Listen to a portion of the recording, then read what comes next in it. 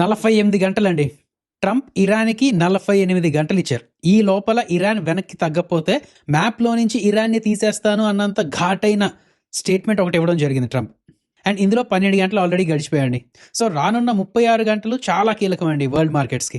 So రేపు మన market దీని మీద ఎలా రెస్పాండ్ అవ్వచ్చు, ఈ లోపల మనం ఎలాంటివి ట్రాక్ చేస్తూ ఉండాలి, మన ఇన్వెస్ట్మెంట్ స్ట్రాటజీస్ ఎలా పొజిషన్ చేసుకోవాలి ఏంటి అనేది మాట్లాడుకుందాం. అలాగే ఇంకొన్ని స్టాక్స్‌లో మంచి మంచి అప్డేట్స్ ఉన్నాయండి. వాటన్నిటి గురించి మాట్లాడుకొని రేపటి మార్కెట్‌కి రెడీ అయిపోదాం. ఓకే కదా, వీడియో మంచి ఇంట్రెస్టింగ్గా ఇన్ఫర్మేటివ్గా ఉండబోతుంది. వీడియో లాస్ట్ వరకు చూడండి. వెల్కమ్ టు రూపాయి తెలుగు. నా పేరు మౌలి. కొత్తగా మన ఛానల్కి వచ్చినట్టయితే ప్లీజ్ సబ్స్క్రైబ్ చేసుకొని నోటిఫికేషన్స్ ఆన్లో పెట్టుకోండి. ఆ లైక్ అని, షేర్ అని, కామెంట్ అనేది చేస్తూ ఉండండి. రైట్, ఫస్ట్ వార్ సిచ్యువేషన్స్ తాలూకా అప్డేట్స్ వెళ్ళిపోదామండి. ఇప్పుడు వార్ సిచ్యువేషన్ ఎలా ఉన్నది? ఏమైనా డీఎస్కలేషన్ అయ్యేటట్టు ఉన్నదా, లేదంటే ఎస్కలేషన్ అంటే తగ్గుముఖం పడుతుందా లేక పెద్దదవుతుందా అనేది చూస్తే, ఫస్ట్ ఇజ్రాయెల్లోని న్యూక్లియర్ సైట్స్ మీద అటాక్ చేసిందండి. ఏదో డిమోనా అని చెప్పి, అలాగే కొన్ని టౌన్స్ మీద మ్యాసివ్ మిజైల్ స్ట్రైక్స్ చేసింది. ఈ డిమోనా ఏంటంటే ఇక్కడ ఇజ్రాయెల్ తాలూకా ఒక మెయిన్ న్యూక్లియర్ రీసెర్చ్ ఫెసిలిటీ కూడా ఉన్నది. సో ఈ అటాక్లో ఒక 100 మంది కన్నా ఎక్కువ మంది, అండ్ అలాగే మిగతా ప్లేసెస్ అన్ని కలుపుకుంటే ఒక 200 మంది ఇంజ్యూర్ అయ్యారు, కొంతమంది చనిపోయారు అని చెప్పి న్యూస్ కూడా వస్తుందండి.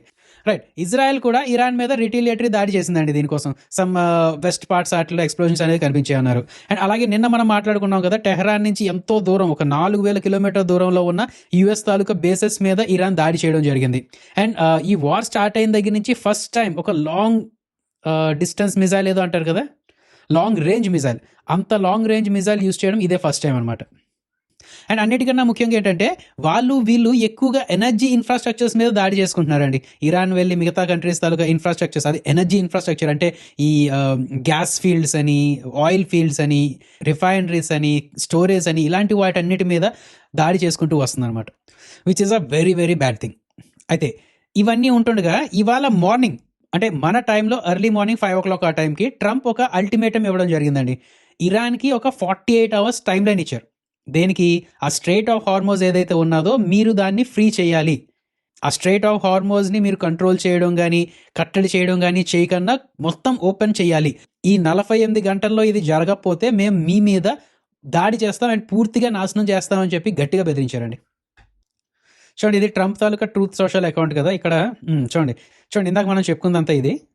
అండ్ ఇక్కడ చూడండి, March 20th అంటే ఇవాళ మార్నింగ్ 5:14 మన టైంలో. సో ఇప్పటికీ ఒక 12 hours గడిచిపోయా, అండ్ రేపు మన మార్నింగ్ ఓపెన్ అయ్యేసరికి 24 hours గడిచిపోతాయా. సో ఈ 48 hours ఏదైతే ఉన్నదో ట్యూస్డే మార్నింగ్ అయిపోతుందండి. సో చూడాలి ఈ లోపల ఏం జరుగుతుంది ఏంటి అనేది చూడాలి. అయితే ఇరాన్ సైడ్ నుంచి ఏంటంటే, మేము స్ట్రెయిట్ ఆఫ్ హార్మోజ్ని క్లోజ్ చేయలేదు, జస్ట్ ఎనిమీ తాలూకా షిప్స్ మాత్రమే మేము కంట్రోల్ చేస్తున్నాం, అవి తప్ప మిగతా వాటన్నిటికీ మేము ఓపెన్ చేసేసామని చెప్పి అంటుందండి. అఫ్కోర్స్ మనం నమ్మచ్చు, ఎందుకంటే మన ఇండియా తాలూకా షిప్స్ చాలా వస్తున్నాయి కదా. అయితే ఇంకొక విషయం ఏంటంటే, ఇప్పుడు ట్రంప్ ఏం చెప్పారు, మేము ఇరాన్ తాలూకా మొత్తం నాశనం చేసేస్తాం, వాటి పవర్ గ్రిడ్స్ వీటి మీద కూడా అటాక్ చేస్తాం, అది ఇది చెప్పి అన్నారు కదా. ఇరాన్ సైడ్ నుంచి థ్రెట్ ఏంటంటే, ఒకవేళ ఇరాన్ తాలూకా పవర్ గ్రిడ్ మీద అటాక్ జరిగితే మిడిల్ ఈస్ట్ మొత్తంలో ఉన్న యుఎస్ మరియు ఇజ్రాయెల్కి సంబంధించిన ఎనర్జీ సైట్స్, డీసాలినేషన్ ప్లాంట్స్ మరియు ఐటీ ఇన్ఫ్రాస్ట్రక్చర్ మొత్తాన్ని మేము టార్గెట్ చేస్తామంటున్నారండి. సో అర్థమైందా లేదా అండి, సిచ్యువేషన్ తాలూకా డెప్త్ మీకు అర్థం కావడానికి ఇంతలా చెప్పడం జరిగింది. బట్ చూడాలండి, ఈ 24 hours 48 hours ఏవైనా జరగచ్చు. చాలా జాగ్రత్తగా అలర్ట్గా ఉంటూ ఉండాలి మనం. అయితే లాంగ్ టర్మ్ ఇన్వెస్టర్స్ అండ్ అందులోనూ ఫుల్గా ఇన్వెస్టెడ్ అయిన వాళ్ళు ఇంకేమీ చేయలేరు. బట్ ఇప్పుడు కొత్తగా పొజిషన్స్ ఓపెన్ చేసుకుందాం అనుకున్నా, లేదు అంటే యావరేజ్ చేసుకోవాలనుకున్న వాళ్ళు ఎవరైనా ఉంటే ఆ 36 hours కూడా ఒకసారి వెయిట్ చేసి తర్వాత వాళ్ళ డెసిషన్స్ వాళ్ళు తీసుకోవడం మంచిది అనేది నా ఒపీనియన్. ఇంకొక విషయం అండి, శ్రీలంక తన పెట్రోల్ ప్రైసెస్ని 25% హైక్ చేసేసింది. మన వైపు అయితే అలాంటిది ఏమీ జరగదులేండి, మనది ఫుల్గా ప్లాన్డ్గా ఉన్నాం. అండ్ ఎక్కడ పడితే అక్కడి నుంచి మనం సోర్స్ చేసుకుంటూ వస్తున్నాం. జస్ట్ చెప్తున్నాను, మీకు అంతా చెప్తున్నాను. ప్యానిక్ కావాల్సిన అవసరం అయితే పెద్దగా లేదని అనిపిస్తుంది. సో ఇప్పుడు వార్ తాలూకా సిచ్యువేషన్ సింపుల్గా చెప్పాలంటే ఏంటి, this is the energy war. ఎవరి మీద దాడి చేస్తారు ఇవన్నీ కాకుండా, ఎలాంటి ప్లేసెస్లో ఎనర్జీ ఫెసిలిటీస్ మీద దాడి జరుగుతూ ఉంటుంది అండ్ దాని తాలూకా డ్యామేజ్ ఎంత ఉన్నది ఏంటి అనేది మొత్తం అసెస్ చేసుకుంటూ వస్తూ ఉండాలండి. ఇప్పటికీ గ్రౌండ్ ఇన్వేజన్ ఏదైతే ఉన్నదో ట్రంప్ ససేమిరా అవ్వదనే చెప్పుకుంటూ వస్తున్నారు. బట్ ట్రంప్ సాబ్ని నమ్మలేం కదా, ఇప్పుడైనా ఏమైనా పల్టీ కొట్టుకో ఉండొచ్చు. సో ఆ ఇన్వేజన్ ఏమైనా ఒకవేళ స్టార్ట్ అయితే, అంటే గ్రౌండ్ మీదకి వాళ్ళ మిలిటరీ వెళ్ళి ఒక్కొక్క ఏరియాని క్యాప్చర్ చేసుకుని వెళ్ళే సిచ్యువేషన్స్ కూడా వచ్చే ఛాన్సెస్ ఉన్నాయేమో. సో సింపుల్గా చెప్పాలంటే వార్ అయితే స్టిల్ ఆన్ అండి, చాలా జాగ్రత్తగా ఉంటూ ఉండాలి మనం. యూఎస్డి ఐఎన్ఆర్ చూసుకుంటే ఇది 94 కూడా టచ్ అయ్యేటట్టు ఉన్నది ఈ వీక్ అయితే. సో దానివల్ల ఇంకొంచెం రిపుల్ ఎఫెక్ట్స్ అనేది వస్తుంది మార్కెట్ మీద. అలాగే బ్రెంట్ తాలూకా క్రూడ్ చూసుకున్నా, WTI క్రూడ్ చూసుకున్నా చాలా ఎక్కువలో ఉన్నాయండి. చూడండి, WTI తాలూకా క్రూడ్ ప్రైస్ చూసుకుంటే 98 దగ్గర మన క్లోజ్ అవ్వడం జరిగింది. అలాగే బ్రెంట్ తాలూకా ప్రైస్ చూసుకుంటే 106 దగ్గర ఉన్నదండి. సో చూడండి, ఇవన్నీ అబ్జర్వ్ చేస్తూ ఉండండి. ఇలా మన వీడియోస్తో పాటు మన టెలిగ్రామ్ ఛానల్లో కూడా టచ్లో ఉంటూ ఉంటే అఫీషియల్ అప్డేట్స్ అని, ఇంపార్టెంట్ అప్డేట్స్ అనేది ఇస్తూ ఉంటాం. ఇంకా ఎవరైనా మా టెలిగ్రామ్ ఛానల్లో జాయిన్ అవ్వకపోతే జాయిన్ అయ్యి నోటిఫికేషన్స్ ఆన్లో పెట్టుకోండి. అయితే డైరెక్ట్గా టెలిగ్రామ్లోకి వెళ్ళి రూపాయి తెలుగు అని సెర్చ్ చేయకన్నా మన ప్రతి వీడియో కింద డిస్క్రిప్షన్ బాక్స్లో మా టెలిగ్రామ్ తాలూకా జాయిన్ లింక్ ఉన్నదండి. ఇది మాత్రమే క్లిక్ చేసి జాయిన్ అవ్వండి, లేదంటే ఫేక్ ఛానల్స్లో జాయిన్ అయ్యే ఛాన్సెస్ ఉంటాయి. అండ్ అలాగే మేము ఫైర్స్ని ప్రమోట్ చేస్తున్నాం తెలుసు కదా, మంచి మంచి టెక్నికల్ ఫీచర్స్ అని, టూల్స్ అని ఇలా చాలా ఇస్తున్న ఫైర్స్లో మీ అకౌంట్ ఓపెన్ చేసుకోవడానికి ట్రై చేస్తూ ఉండండి. ఎప్పటికప్పుడు కొత్త ఫీచర్స్ ఏంటి అనేది ఇలా మన వీడియోస్లో టెలిగ్రామ్ ఛానల్లో కూడా పోస్ట్ చేసుకుంటూ వస్తున్నాం. రైట్, ఈ వీక్ ఫోకస్లో ఉండే స్టాక్స్ గురించి మాట్లాడుకుందామండి. అయితే అన్నిటికన్నా ముఖ్యంగా ఈ వ్యారీ ఎనర్జీస్ గురించి మాట్లాడుకోవాలి. ఎందుకు అంటే వ్యారీ ఎనర్జీస్లో ఒక రెండు సడన్ న్యూస్లు వచ్చాయండి. ఫస్ట్ న్యూస్ ఏంటంటే ఈ వ్యారీ ఎనర్జీస్ తాలూకా CEO సడన్గా ఎగ్జిట్ అయిపోయారు. హెచ్డిఎఫ్సి బ్యాంక్ తాలూకా షాయలు ఏమైనా కనిపిస్తున్నాయి మీకు? అయితే పూర్తిగా వినండి. రైట్, జరిగిన విషయం ఏంటంటే ఈ కంపెనీ తాలూకా హోల్ టైమ్ డైరెక్టర్ మరియు CEO అయిన అమిత్ అశోక్ గారు సడన్గా March 20th నుంచి స్టెప్ డౌన్ అవుతున్నట్టు ఒక స్టేట్మెంట్ వచ్చిందండి. అంటే పూర్తిగా సడన్ అంటే కాదండి, యాక్చువల్గా ఏంటంటే May 15th తను స్టెప్ డౌన్ అయిపోవాలి, బట్ ఇమీడియట్ ఎఫెక్ట్తో కంపెనీ అతన్ని తీయడం జరిగింది. అయితే కంపెనీ చెప్పడం ఏంటంటే ఇది ఒక మ్యూచువల్ డెసిషన్, అంటే ఇటు కంపెనీ అండ్ అలాగే ఆ డైరెక్టర్ ఇద్దరు మ్యూచువల్గా మాట్లాడుకొని ఒప్పుకొని ఆ CEO అనేది ఎగ్జిట్ అవుతున్నారు అనమాట. అండ్ అలాగే కొత్త CEO ఒకరిని వెంటనే అపాయింట్ కూడా చేసేస్తున్నారు. November 2007 నుంచి కూడా ఇదే కంపెనీలో పనిచేస్తూ ఉన్నారు అనమాట. ఇది ఒక అప్డేట్. అండ్ ఇంకొక అప్డేట్ ఏంటంటే ఈ కంపెనీ తాలూకా CFO ఒకరు ఉన్నారు, ఆ CFO కూడా ఎగ్జిట్ అవుతున్నారు, కాకపోతే నోటీస్ పీరియడ్ ఇచ్చి ఎగ్జిట్ అవుతున్నారండి. ఓకే కదా. సో టాప్ మేనేజ్మెంట్ ఎగ్జిట్ అనేసరికి హెచ్డిఎఫ్సి బ్యాంక్లో ఉన్నంత నెగిటివిటీ ఉంటుందేమో అనుకుంటూ ఉంటారు, బట్ అలాంటిదేమీ కాదు. అఫ్కోర్స్ ఒకరు ఈ CEO అయితే సడన్ ఎగ్జిటే, బట్ ఒక మ్యూచువల్ కన్సెంట్ మీద, ఒక మ్యూచువల్ డెసిషన్ మీద మాత్రమే ఈ డెసిషన్ తీసుకున్నామని చెప్పడం వల్ల ఏంటంటే అలాంటి ఫ్రాడ్స్ అనో లేదంటే స్కామ్స్ అనో ఇలాంటివి బయటకు వచ్చే ఛాన్సెస్ తక్కువే ఉంటాయండి. ఇన్ఫాక్ట్ ఉండకపోవచ్చు కూడా. సో ఈ న్యూస్ వల్ల వ్యారీ ఎనర్జీస్ రేపు ఫోకస్లో ఉండే ఛాన్సెస్ ఉన్నాయి. అండ్ ఇంకా ఈ వ్యారీ ఎనర్జీస్ గురించి మాట్లాడుకోవాలంటే ఈ వార్ ఏదైతే ఉన్నదో దీనివల్ల డైరెక్ట్ ఎఫెక్ట్ దీని మీద ఉండకపోయినా సరే రా మెటీరియల్ తాలూకా ప్రైసెస్ పెరుగుతుంటాయి. అఫ్కోర్స్ ఈ సోలార్లో పాలిమర్స్ అని, బ్యాక్ షీట్స్ అని ఇవన్నీ క్రూడ్ తాలూకా డెరివేటివ్ ప్రోడక్ట్స్ అనమాట. సో క్రూడ్ తాలూకా ప్రైసెస్ పెరుగుతుంటే ఆ బై ప్రోడక్ట్స్ తాలూకా కాస్ట్ పెరుగుతూ ఉంటుంది, దానివల్ల దీని తాలూకా రా మెటీరియల్ పెరుగుతూ ఉంటుంది. అలాగే వీళ్ళ తాలూకా షిప్పింగ్ కాస్ట్ ఏవైతే ఉంటాయో అవి పెరుగుతూ ఉంటాయి, కాబట్టి కొంచెం ఎఫెక్ట్ అయ్యే ఛాన్సెస్ ఉన్నాయి. అండ్ అలాగే US దగ్గర నుంచి వచ్చిన ప్రాబ్లం ఏదైతే ఉన్నదో, ఈ కౌంటర్ వేలింగ్ డ్యూటీస్ ఏదైతే ఉన్నదో 126%, దీన్ని ఫేస్ చేయడానికి వీళ్ళు చూడండి ఇక్కడ నుంచి ఓమన్కి పంపించి, ఓమన్ నుంచి డైరెక్ట్గా అక్కడ లోకల్ మ్యానుఫ్యాక్చరింగ్ పంపించి ఇలాంటివి చేస్తున్నారని చెప్పి ఆల్రెడీ మాట్లాడుకున్నాం కదా. సో దాన్ని కూడా బాగానే ఎదుర్కొన్నారు.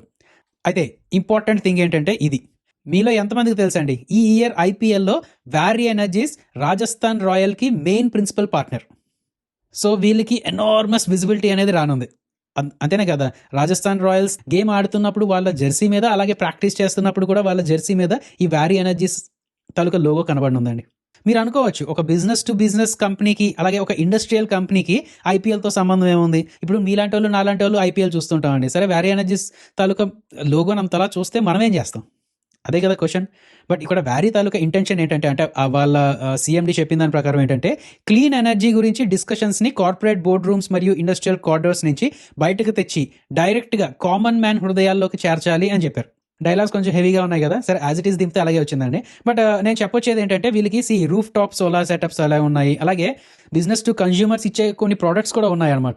సో ఆ బ్రాండ్ ఏదైతే ఉన్నదో డైరెక్ట్గా జనాలకి రిజిస్టర్ అయ్యేటట్టు, బ్రాండ్ తాలూకా విజిబిలిటీ కనబడేటట్టు, వాళ్ళ B2C సెగ్మెంట్ ఏదైతే ఉన్నదో దాని తాలూకా రీచ్ పెంచడానికే ఈ డెసిషన్ తీసుకున్నాం అని చెప్పి అంటున్నారు అనమాట.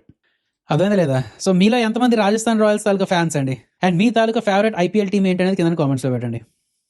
రైట్, ఇదే కాకుండా ఈ వ్యారీ ఎనర్జీస్ వాళ్ళు ఈ సోలార్ ప్యానల్స్ అని ఇవి కాకుండా BESS, అదే బ్యాటరీ ఎనర్జీ స్టోరేజ్ సిస్టమ్స్ అని వీటిలో కూడా వస్తున్నారు. అచ్చా, ఇక్కడ కొంచెం జాగ్రత్తగా వినండి. అంటే మనం 2-3 సందర్భాల్లో చెప్పుకున్నాం, బట్ మీరు మర్చిపోయి ఉంటారేమో, అందుకని ఎప్పటికప్పుడు గుర్తు చేస్తూ ఉన్నాను. ఇప్పుడు మన ఇండియాలో ఎలా తయారైందంటే సోలార్ ప్లాంట్స్ కుప్పలు తెప్పలుగా ఉన్నాయండి, ఎక్కడ పడితే అక్కడ ఉంటూ ఉన్నాయి. అండ్ సోలార్ పవర్ ప్లాంట్స్ ఎక్కువగా జనరేట్ చేసే టైం ఏంటి చెప్పండి? ఒక మార్నింగ్ 9 నుంచి ఈవినింగ్ 4 to 5 అలా అనుకోవచ్చా? ఆ టైంలో వెలుతురు ఎక్కువ ఉంటుంది కాబట్టి సోలార్ ప్లాంట్స్ నుంచి అవుట్పుట్ చాలా ఎక్కువ వస్తూ ఉంటుంది అనమాట, ఎలక్ట్రిసిటీ బాగా ఎక్కువ జనరేట్ చేస్తుంటారు. అయితే కర్మకాలి ఏంటంటే మన డొమెస్టిక్ లోడ్ ఎక్కువగా 5 గంటల నుంచి 6 గంటల నుంచి అలా స్టార్ట్ అవుతుంది. అంతే కదా, బయట తిరగాల్సిన వాళ్ళు తిరుగుతూ ఉంటారు, జాబ్స్ చేయాల్సిన వాళ్ళు చేస్తూ ఉంటారు, ఇంటికి వచ్చి ఏసీలో ఆన్ చేసుకొని, ఫ్యాన్లో ఆన్ చేసుకొని, టీవీలో ఆన్ చేసుకొని, కొంగి ఆన్ చేసుకొని ఇవన్నీ చేయడం వల్ల ఏంటంటే ఈవినింగ్ 6కి ఆ టైంకి లోడ్ పీక్స్లో ఉంటుంది అనమాట మనకి, మన ఇండియాలో. బట్ ఆ టైంకి ఈ సోలార్ పవర్ వస్తుందా అంటే లేదు, వీళ్ళు 5 గంటలకి ఎలాగా ఇంకా చెప్పబడిపోతారు. సూర్యుడు వెళ్ళిపోయిన తర్వాత ఇంక సోలార్ పవర్ ఏమొస్తుంది చెప్పండి?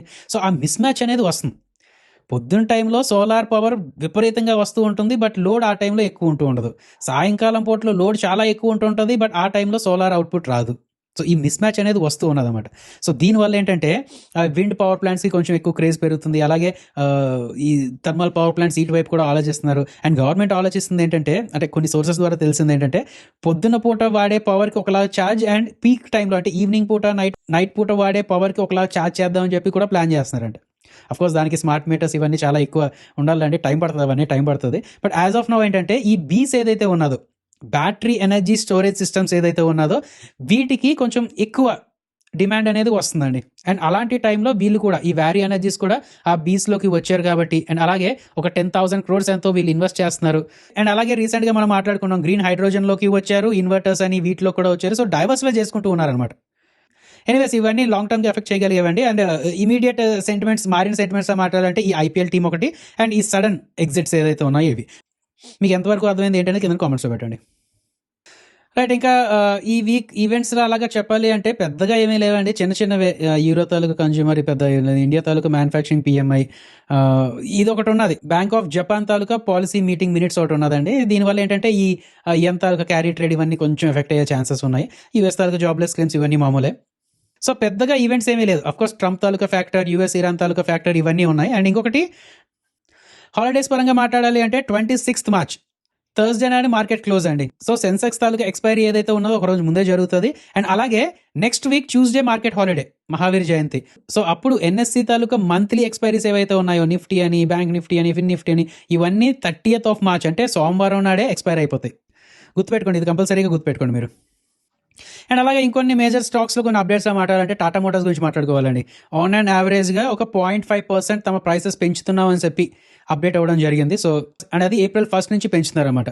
సో దీని తాలూకా ఇంపాక్ట్ ఎలా ఉంటుంది ఏంటనేది చూడాలి. అండ్ అలాగే మొన్నే మనం చెప్పుకోవడం జరిగింది, ఈ వెయిట్ లాస్ డ్రగ్స్ ఏదైతే ఉన్నదో ఒక్కొక్కరు ఇంకా చెప్పుకుంటూ వచ్చేసారండి. సన్ ఫార్మా ఇండస్ట్రీస్ అయితే ఒక మ్యాసివ్ ప్రోడక్ట్ రోల్ అవుట్ కోసం ఎక్స్చేంజెస్కి ఇన్ఫార్మ్ చేసేసింది. నోవెల్ ట్రీట్ అని, సెమాట్రినిటీ అని చెప్పి ఒక జనరిక్ ఇంజెక్షన్స్ అనేది తెచ్చేసింది. అండ్ 90% ఇప్పుడు వరకు ఫర్ ఎగ్జాంపుల్ వారానికి ఒక 5,000 అలాగ అవుతుంటే ఇప్పుడు 500కే ఇంజెక్షన్స్ అనేది దొరికేస్తున్నాయి అనమాట. ఓకే కదా. అండ్ అలాగే టోరెంట్ ఫార్మా వీళ్ళు కూడా అంతే. ఈ వెయిట్ లాస్ డ్రగ్స్ కోసం అయితే మాత్రం ప్రతి ఒక్కరండి, డాక్టర్ రెడ్డిస్తో సహా మొత్తం అందరూ.